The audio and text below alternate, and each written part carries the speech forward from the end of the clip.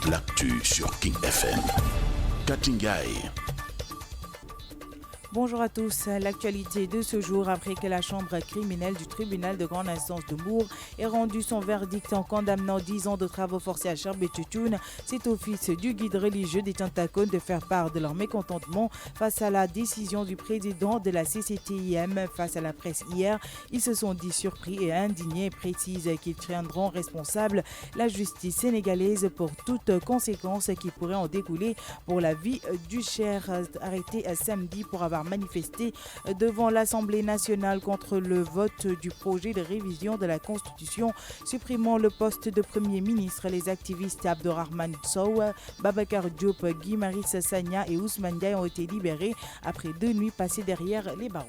Toute l'actu sur King FM. International dans l'est de la RDC, le cap des 1000 morts du virus Ebola a été franchi ce week-end. L'épidémie a déclaré en août 2018 est maintenant la 10e plus grave dans l'histoire du virus. Dans ce contexte d'insécurité et de méfiance de la population envers le personnel soignant, la fièvre hémorragique se propage à vive allure dans la province de Kivu et en Uturi comme dans les localités voisines de Butembo et de Katawa. Et pour parler de sport, Première Ligue, hier soir, Vincent Kompany a sauvé Manchester City avec un but spectaculaire à long terme de battre Leicester City 1-0 et de mettre son équipe au bord du titre de Premier League. Toujours en sport, le match retour de ce mardi entre le Barça et Liverpool s'annonce compliqué pour les Reds. Mohamed Salah et Roberto Firmino manqueront à l'appel, des absences qui vont jouer en faveur du Barça. Et pour finir, parlons musique.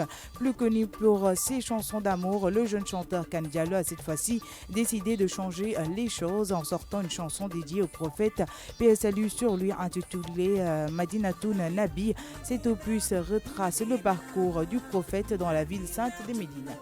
Medina, Medina, I wake with the morning light. Medina, everywhere I see blue sky. In Medina, tout de suite la version Wolof.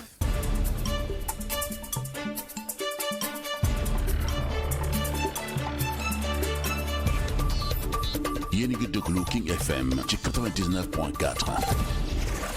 mbokki da leen nag jàmm ci tënkum xibaar yi dañu koy daal di tàmbali ak décision bu chambre criminelle bu tribunal de grande instance bu Mbour nga xamante ni daal di nañu daan fukki atu travaux forcés kii di Charbet-Tchoutoun waaye nag fi mu nekk nii doomu kii di njiital cantaako ni nag ñoom ñoo daal di génn rek ngir wane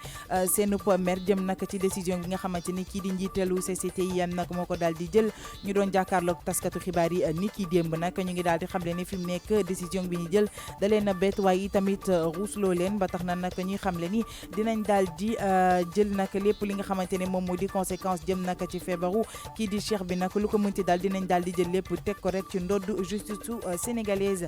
buñ ca jógee dañuy daal di waxtaanee ñi nga xamante ni nag ñoom ñoo di activiste yi Abdourahmane Sow, Babacar Diop, Guy Marius Sagna ak Ousmane Diaye mi nga xamante ne tegoon nañ leen loxo ni kii samedi ndax doon manifester ca buntu assemblée nationale jëm rek ci wàllum vote du projet de révision de la constitution bi daal di supprimer poste premier ministre. ñoom ñi leen nag d'accord ñu ci woon ba tax na nag ñu daal di leen togoon loxo diiru ñaari fan ba tax na nag itam daal di nañu leen libéré. buñ ca jógee dañuy dem rek ca bitim réew ca RDC nag la ñu jëm lu tolloog nag ay junni doomi aadama ñàkk nañu seen bakkan jëm ci wàllum virus Ebola fi mu nekk nii la ci week-end bi. épidémie bi nag ci weeru août 2018 ñu ngi ko déclaré woon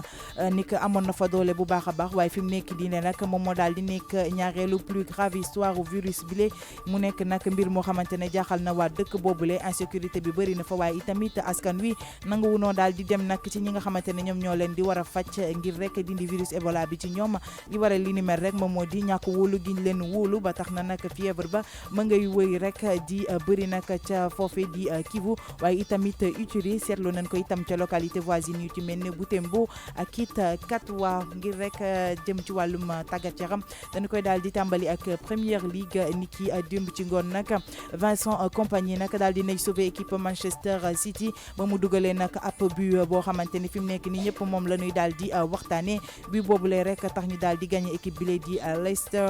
Leicester City benn bal ci dara ba tax na nag seen équipe fi mu nekk nii ña ngay daal di jege titre Premier League ba ca wàllum tàggat yaram ba tey dañuy descendi ci match retour tey jile di war a dox ci diggante Barça Liverpool fi mu nekk nii la mi ngi ñu ngi xamle ne waa Reds nag seen i mbir mi ngi bëgg a indi ay jafe-jafe ndax kii di Mohamed Salah ak Roberto Firmino ñoom nag naruñu daal di bokk ci match bi ni mel mu nekk nag ay absence yoo xamante ni waa Barça nag dinañ ci daal di profito bu baax a baax ngir jeexal rek tënkum xibaar yi dañuy waxtaanee wàllu musique jëmale ko ci woykat bi la di Kane Diallo moom nag ñu gën ko xam nag ci ay wuyu mbëggeel li nga xamante ni moom la tàmm di woy bi la yoon nag dafa daal di benn génne woy daal di koy dippee prophète Mohamed paix et salut sur lui woy bi la nag mu ngi ko daal di dippee Madinatoun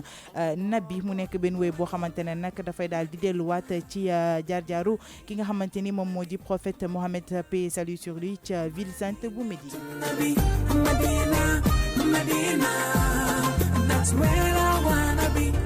Oh, oh, Medina, Medina. mbokk yi nag lii leen la indiloon ci seen tënkum xibaar ñu bàyyi leen ngeen wéyal ak équipe bu matinal bu King FM.